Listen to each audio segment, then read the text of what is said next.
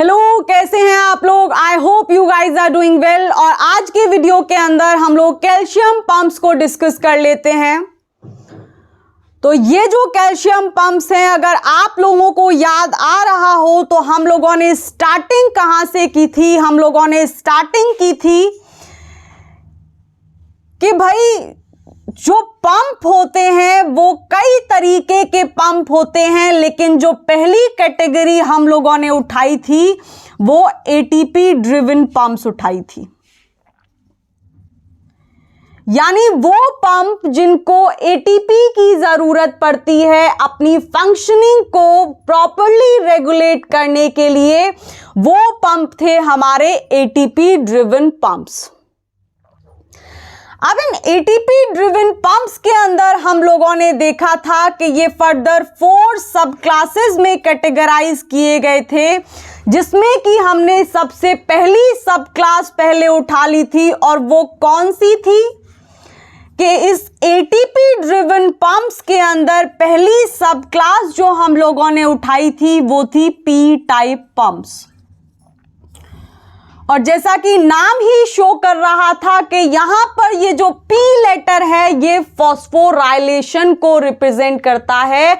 और वो जो फॉस्फोराइलेशन होता है इन सारे के सारे P टाइप पंप्स पे वो एक कंजर्व्ड रेसिड्यूज पर होता है। और वो जो कंजर्व्ड रेसिड्यूज होते हैं वो एस्पार्टेट के रेसिड्यूज होते हैं।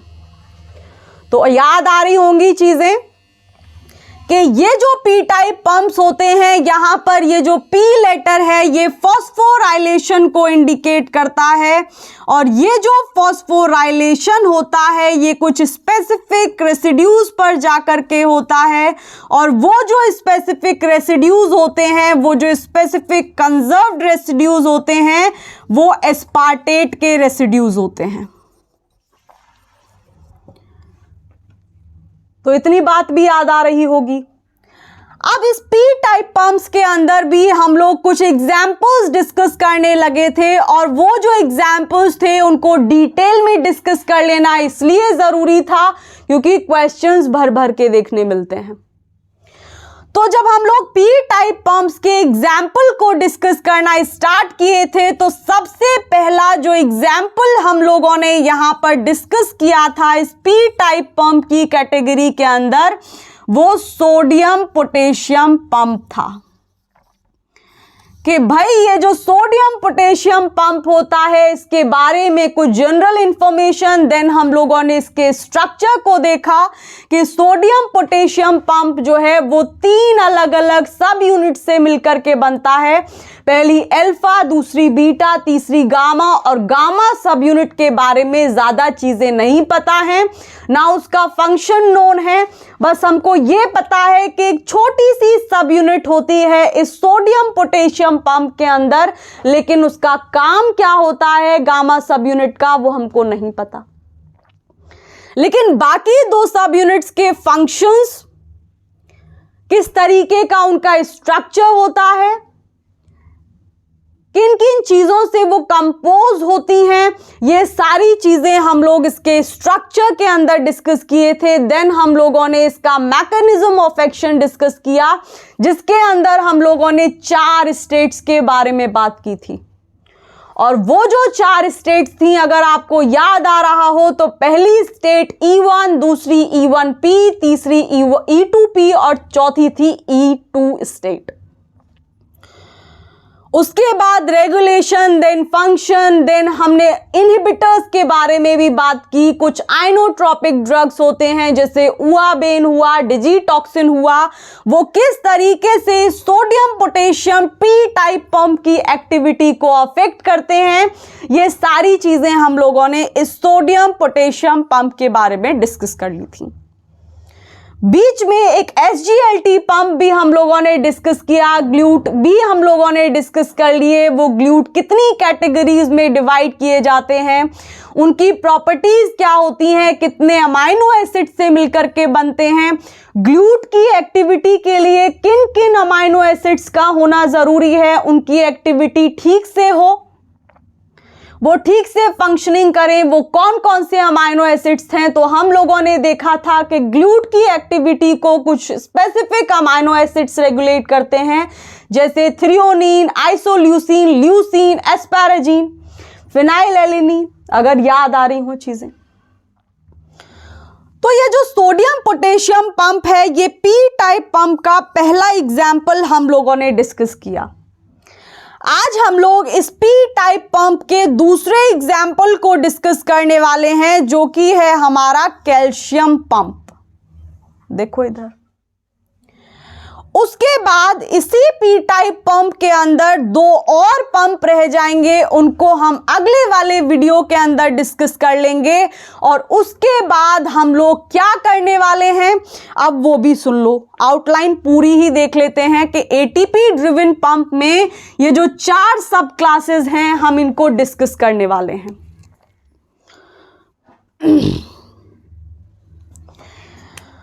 तो पी टाइप पंप ऑलरेडी हम लोग डिस्कस करने पे लगे हुए हैं। देन उसके बाद हम लोग एफ टाइप पंप डिस्कस करेंगे, जो कि दूसरी क्लास होगी इस एटीपी ड्रिवन पंप की। देन हम लोग तीसरी सब क्लास के बारे में बात करेंगे, जो कि वी टाइप पंप होते हैं।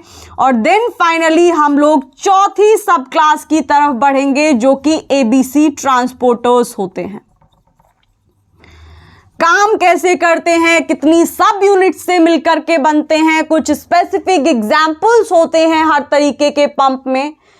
तो ये सारी चीजें हम लोग इन सारी की सारी सब क्लासेस के अंदर डिस्कस कर रहे होंगे। फिलहाल के लिए जो आज हमारा फोकस होना चाहिए वो इस पी टाइप पंप, जो कि एटीपी ड्रिवन पंप का ही पार्ट है, इसके दूसरी कैटेगरी पर होने चाहिए, दूसरे एग्जाम्पल पर होना चाहिए, जो कि है हमारा कैल्शियम का पंप। और इसके बाद इस पी टाइप पंप के अंदर 2 पंप और रह जाते हैं, प्रोटोन पोटेशियम पंप। और अगला जो चौथा पंप रह जाएगा, एग्जाम्पल रह जाएगा, वो प्रोटोन पंप रह जाएगा, जिसको हम प्रोटोन एटीपेज के नाम से भी जानते हैं।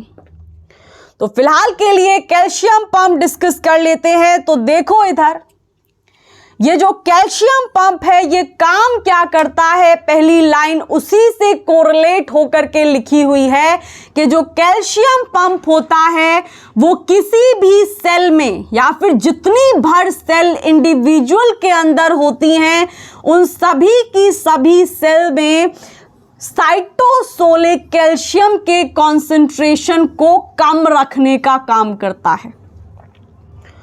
तो कैल्शियम पंप, यानी ये जो पी टाइप पंप का एग्जाम्पल है कैल्शियम पंप, ये काम क्या कर रहा है। सोडियम पोटेशियम पंप के बारे में पता चल ही गया होगा कि सोडियम पोटेशियम पंप जो होता है वो इनफ्लक्स ईफ्लक्स कराता है कुछ आयंस का। तो नाम ही लिखा हुआ है कौन से आयंस होंगे, सोडियम और पोटेशियम आयन। कितने आयंस का कराता है वो देखने के लिए जाकर के सोडियम पोटेशियम पंप को वीडियो को डिटेल में देख लो, मजा आएगा पढ़ने में।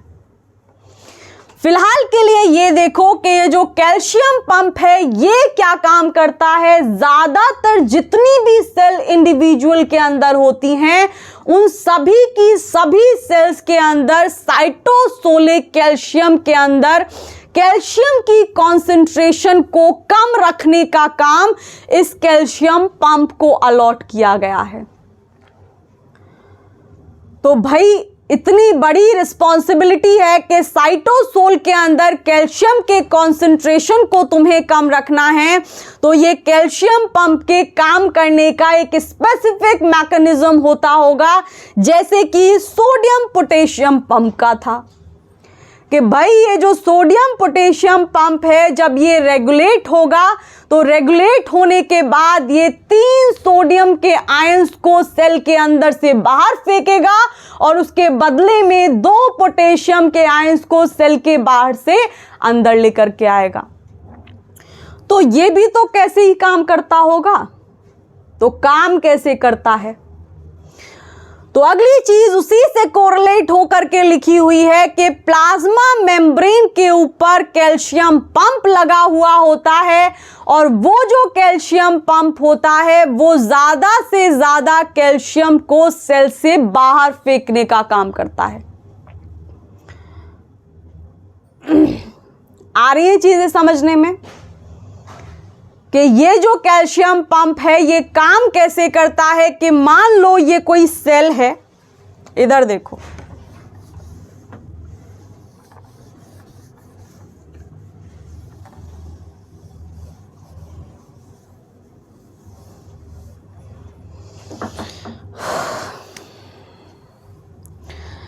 मान लो ये कोई सेल है और इस सेल के साइटोसोल के अंदर कैल्शियम का कॉन्सेंट्रेशन इंक्रीज हो गया।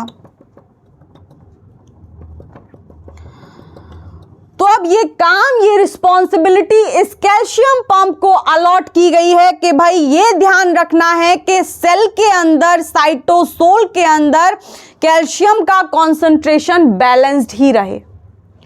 और हमको एक और बात पता है कि ये जो पंप होते हैं ये एक्टिव ट्रांसपोर्टेशन में इन्वॉल्व होते हैं। इसका मतलब क्या हुआ कि एक्टिव ट्रांसपोर्टेशन के अंदर जो मॉलिक्यूल्स का ट्रांसपोर्टेशन होता है वो ग्रेडियंट के अगेंस्ट होता है। ग्रेडियंट के अगेंस्ट होने से मतलब है कि जहां पर ऑलरेडी आयंस की कॉन्सेंट्रेशन या मॉलिक्यूल्स की कॉन्सेंट्रेशन या सल्यूट की कॉन्सेंट्रेशन कम है पहले से ही, उस जगह से जो आयंस हैं, मॉलिक्यूल्स हैं, सल्यूट हैं, वो ट्रांसपोर्ट होकर के उस जगह पर पहुंचाए जाते हैं जहां पर उन आयंस की कॉन्सेंट्रेशन ऑलरेडी ज्यादा है। तो काम तो ये पंप उल्टा ही करते हैं और जब कोई उल्टा काम करता है तो उसको एनर्जी का इन्वेस्टमेंट भी ज्यादा लगता है। तो इसी वजह से ये जो पंप हैं इनको एटीपी की जरूरत पड़ती है। अभी देखा था ना कि P type pump, V type pump, F type pump, ABC transporters, ये सब के सब एटीपी ड्रिवन पंप की कैटेगरी के अंदर रखे गए हैं। वो इसीलिए क्योंकि ये एक्टिव ट्रांसपोर्टेशन में इन्वॉल्व होते हैं। अब एक्टिव ट्रांसपोर्टेशन वाला वीडियो डिस्कस करते वक्त हम लोगों ने एक और चीज डिस्कस की थी कि सिर्फ पोटेशियम आयन होता है जिसकी कॉन्सेंट्रेशन इंट्रासेलुलर ज्यादा होती है as compare to extra cellular. बाकी जितने भी आयंस बचे, चाहे वो कोई कैटायन है चाहे वो कोई अनायन है, उन सब की कॉन्सेंट्रेशन एक्स्ट्रा सेलुलर ज्यादा होती है as compare to intracellular portion. तो यहां पर हम कौन से कैटायन की बात कर रहे हैं? यहां पर हम लोग बात कर रहे हैं कैल्शियम की। और हम लोगों को पता है कि सिर्फ पोटेशियम की कॉन्सेंट्रेशन सेल के अंदर ज्यादा होती है और कैल्शियम की कॉन्सेंट्रेशन सेल के बाहर ज्यादा होती है। ठीक है, तो होता क्या है कि सेल के अंदर जो है, इस सेल के सरफेस पर कैल्शियम पंप लगा हुआ होगा और ये जो कैल्शियम पंप है, एक और चीज सुन लो पहले, इधर देखो, अरे लिख जा रहे, ये देखो पहले कि सेल के अंदर, साइटोसोल के अंदर कैल्शियम आयंस की कॉन्सेंट्रेशन कितनी भी ज्यादा हो जाए लेकिन एक्स्ट्रा सेलुलर वाले पार्ट से कभी भी ज्यादा नहीं हो सकती। एक्स्ट्रा सेलुलर वाले पोर्शन में, यानी इस सेल के एक्स्ट्रा सेलुलर वाले पोर्शन में ही कैल्शियम की कॉन्सेंट्रेशन ज्यादा रहेगी। तो ये जो कैल्शियम पंप है ये अभी भी अलोंग द कॉन्सेंट्रेशन ग्रेडियंट नहीं, अगेंस्ट द कॉन्सेंट्रेशन ग्रेडियंट काम कर रहा होगा। तो इसको काम करने के लिए एटीपीज की जरूरत पड़ रही होगी एनर्जी के लिए। तो यहां पर हम लोगों ने क्या देखा कि प्लाज्मा मेम्ब्रेन पर सेल की क्या लगा हुआ होता है, कैल्शियम पंप लगा हुआ होता है। और ये जो कैल्शियम पंप होता है ये कैल्शियम के आयंस को बाहर मूव कराता रहता है, साइटोसोल से बाहर फेंको। लेकिन बात नहीं बनती, सिर्फ ये कैल्शियम पंप इतना काम नहीं कर पाता है कि साइटोसोल के अंदर जो कैल्शियम जमा हो गया है उस कैल्शियम को ये अकेला बाहर फेंक दे। तो इसकी हेल्प करने के लिए इस सेल के अंदर एक और कैल्शियम पंप लगा हुआ होता है, लेकिन वो इस सेल के एक ऑर्गेनेली के ऊपर लगा हुआ होता है। वो तुम इधर देखो कि मान लो यही वाला सेल है और यही वाले सेल के अंदर साइटोसोल ज्यादा अमाउंट में है, तो सिर्फ कैल्शियम ही अकेला सारे साइटोसोलिक कैल्शियम को सेल के बाहर नहीं फेंक पाएगा। तो होता क्या है कि एक और कैल्शियम पंप लगा हुआ होता है, लेकिन वो इस सेल के एंडोप्लाज्मिक रेटिकुलम के मेम्ब्रेन पर लगा हुआ होता है। तो ये है हमारा ईआर और ये इस सेल का साइटोसोल है जहां पर कैल्शियम भरा हुआ है। ऑलरेडी एक प्रोसेसिंग चालू है कि कैल्शियम का पंप हमारा इस प्लाज्मा मेम्ब्रेन पर लगा हुआ है इस सेल की, और वो पहले से ही एक्टिवेट है, यानी साइटोसोलिक कैल्शियम को against the concentration gradient cell के बाहर फेंक रहा है। लेकिन अकेला ये काम नहीं कर पाता है, तो एंडोप्लाज्मिक रेटिकुलम के ऊपर भी एक कैल्शियम पंप लगा हुआ होता है। और ये जो कैल्शियम पंप है ये क्या काम करता है कि ये कैल्शियम को इस एंडोप्लाज्मिक रेटिकुलम के अंदर घुसाना स्टार्ट कर देता है। अभी तो मैंने ये बोला, क्या बोला था कि सेल के अंदर कैल्शियम की कॉन्सेंट्रेशन चाहे कितनी भी हो जाए, लेकिन एक्स्ट्रा सेल्यूलर वाले पार्ट से कम नहीं हो सकती है, मतलब एक्स्ट्रा सेल्यूलर वाले पार्ट से ज्यादा नहीं हो सकती है। तो फिर ये ईआर के अंदर कैल्शियम पंप कैसे लगा हुआ है ईआर के ऊपर, और कैसे ये कैल्शियम के आयंस को अंदर मूव करा रहा है? क्या यहां पर हमारा जो अलोंग द कॉन्सेंट्रेशन ग्रेडियंट है और अगेंस्ट द कॉन्सेंट्रेशन ग्रेडियंट वाला कंसेप्ट है वो हिल नहीं रहा? तो बिल्कुल नहीं हिल रहा। इससे पीछे से पीछे वाले वीडियो के अंदर हम लोगों ने यह डिस्कस किया था कि एंडोप्लाज्मिक रेटिकुलम के अंदर कैल्शियम की कॉन्सेंट्रेशन हमेशा ज्यादा होती है एज कंपेयर टू उस सेल के साइटोसोल के अंदर से। तो अभी भी ये कैल्शियम पंप जो एंडोप्लाज्मिक रेटिकुलम के ऊपर लगा हुआ है, ये कैल्शियम के आयंस को against the concentration gradient he move करा रहा है।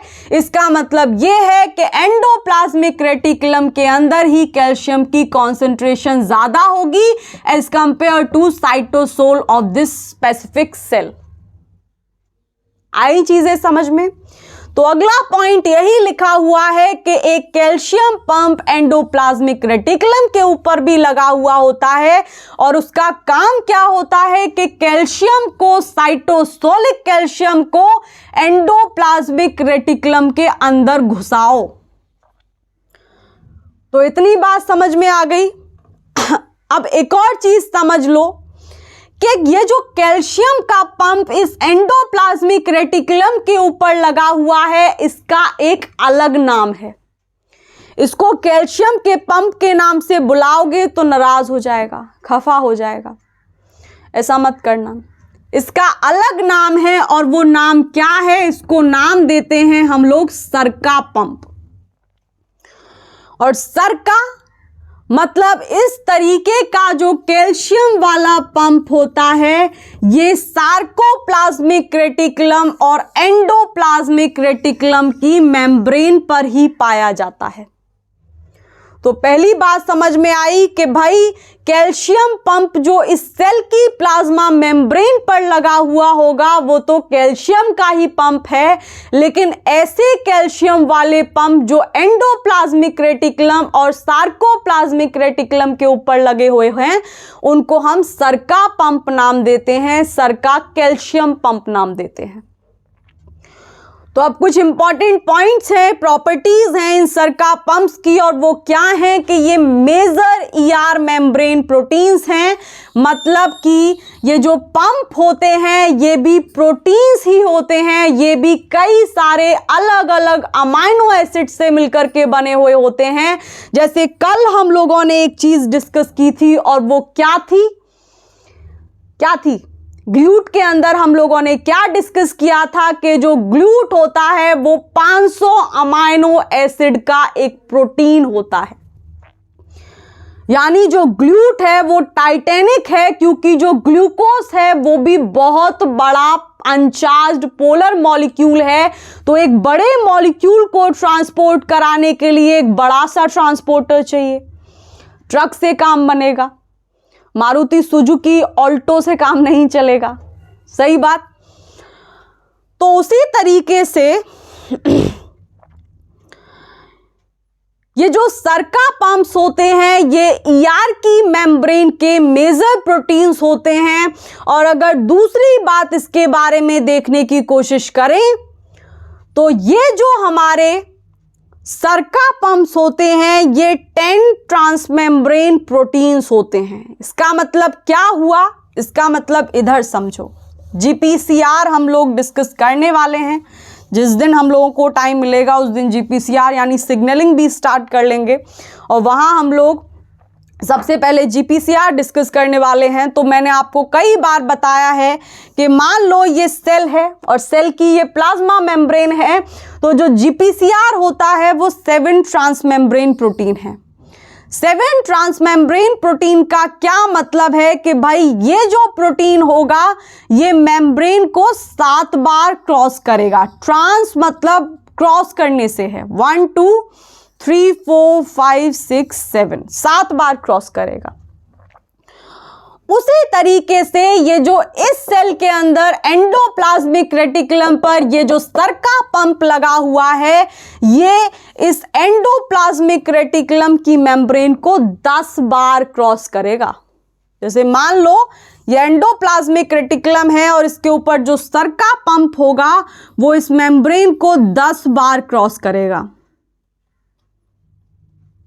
ठीक है, तो सरका पंप जो होता है वो हमारा 10 ट्रांसमेम्ब्रेन हेलिसिस से मिलकर के बनता है।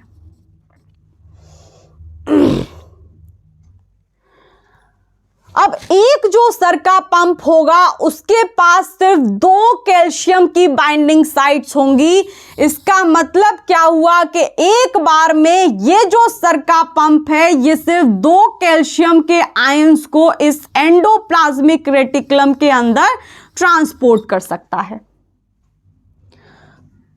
और अगली चीज क्या लिखी हुई है ये तो हम लोग ऑलरेडी डिस्कस कर चुके हैं जब हम लोग पी टाइप पंप डिस्कस कर रहे थे, और मैंने कई बार ये बताई थी सोडियम पोटेशियम पंप डिस्कस करते वक्त भी कि भाई जितने भी एटीपी ड्रिवन पंप होंगे, एटीपी ड्रिवन पंप, और इन एटीपी ड्रिवन पंप के अंदर भी जो सबसे पहली सब क्लास है यानी कि पी टाइप पंप होंगे, वो सब के सब पी टाइप पंप में पी मतलब फॉस्फोराइलेशन होगा। यानी इस तरीके के पंप तभी एक्टिविटी शो करेंगे या फिर तभी अपनी फंक्शनिंग आगे बढ़ाएंगे जब इनके एस्पार्टेट रेसिड्यूज के ऊपर फॉस्फोराइलेशन हो जाएगा। यानी कि फॉस्फेट के आयंस का एडिशन हो जाएगा, और वो जो फॉस्फेट के आयंस होंगे वो आएंगे कहां से, तो उन फॉस्फेट के आयंस को दान करने का काम एटीपी के मॉलिक्यूल्स करते हैं। तो एटीपी इन फॉस्फेट को डोनेट करते हैं, वहां डोनर की तरह काम करते हैं, और वही फॉस्फेट के मॉलिक्यूल जाकर के कंजर्व्ड एस्पार्टेट रेसिड्यूज पर जुड़ जाते हैं, जिसके बाद जितने भी पी टाइप पंप्स होंगे उनका फॉस्फोराइलेशन हो जाएगा। चाहे उसमें सोडियम पोटेशियम पंप हो, चाहे ये कैल्शियम पंप हो, या फिर आगे आने वाले 2 पंप जो हम डिस्कस करने वाले हैं जिसमें प्रोटॉन पंप है और दूसरा जो है वो प्रोटॉन पोटेशियम पंप है। तो ये सारे के सारे पंप अपनी एक्टिविटी तभी आगे बढ़ा पाएंगे या फिर काम तभी करेंगे जब इनके एस्पार्टेट रेसिड्यूज के ऊपर फॉस्फोराइलेशन होगा। तो क्योंकि ये सर का पंप भी पी टाइप पंप की कैटेगरी में ही आता है, इसी में रखा जाता है, तो ये भी तभी काम करेगा जब इसके एस्पार्टेट रेसिड्यूज के ऊपर फॉस्फोराइलेशन होगा। और फॉस्फोराइलेशन का सिंपल सा मतलब ये होता है कि भैया फॉस्फेट के आयंस का एडिशन होगा। और कहाँ होता है ये? कुछ स्पेसिफिक कंजर्व्ड एस्पार्टेट के रेसिड्यूज होते हैं, इन एस्पार्टेट के रेसिड्यूज के ऊपर ये फॉस्फोराइलेशन होता है और इन फॉस्फेट के आयंस को डोनेट करने का काम एटीपी के मॉलिक्यूल्स करते हैं, यानी एटीपी डोनर की तरह काम करता है इधर। तो ये सारी चीजें हो गई कैल्शियम पंप के बारे में। तो आज हम लोगों का एटीपी ड्रिवन पंप में पहली जो हमारे पंप हैं पी टाइप पंप के 2 एग्जाम्पल्स हम लोग कंप्लीट कर चुके हैं, जिसमें पहले हम लोग सोडियम पोटेशियम पंप डिस्कस कर लिए थे और आज हम लोग कैल्शियम पंप डिस्कस कर लिए। तो कल के वीडियो के अंदर हम लोग पी टाइप पंप को खल्लास कर देंगे और फिर उसके बाद हम लोग अगली एटीपी ड्रिवन पंप्स की कैटेगरी सब क्लासेस की तरफ बढ़ेंगे, जो कि हैं हमारी F type pump, V type pump और एबीसी ट्रांसपोर्टर्स। और अगर आप लोगों ने चैनल को अभी तक सब्सक्राइब नहीं किया है देन डू सब्सक्राइब इट।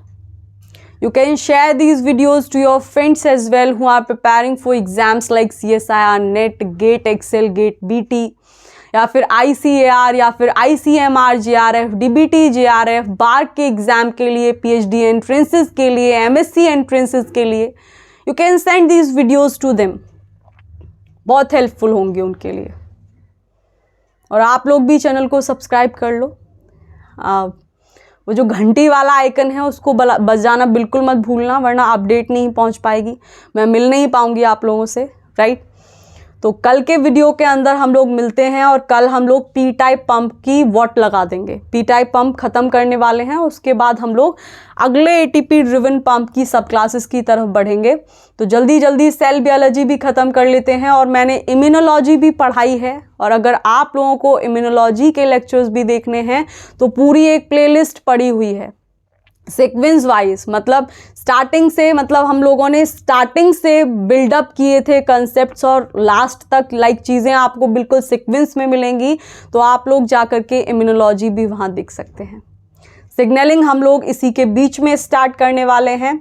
तो जल्दी से जल्दी ज़्यादा से ज़्यादा सिलेबस जो हम लोग कवर करने वाले हैं वो कवर कर लेते हैं और कल के वीडियो के अंदर हम लोग मिलते हैं एक नहीं इसी टॉपिक में आगे फर्दर मूव करेंगे। 2 पंप रह गए हैं उनको डिस्कस करेंगे। आज के लिए इतना ही, बहुत ज्ञान हो गया, कल मिलेंगे, बाय।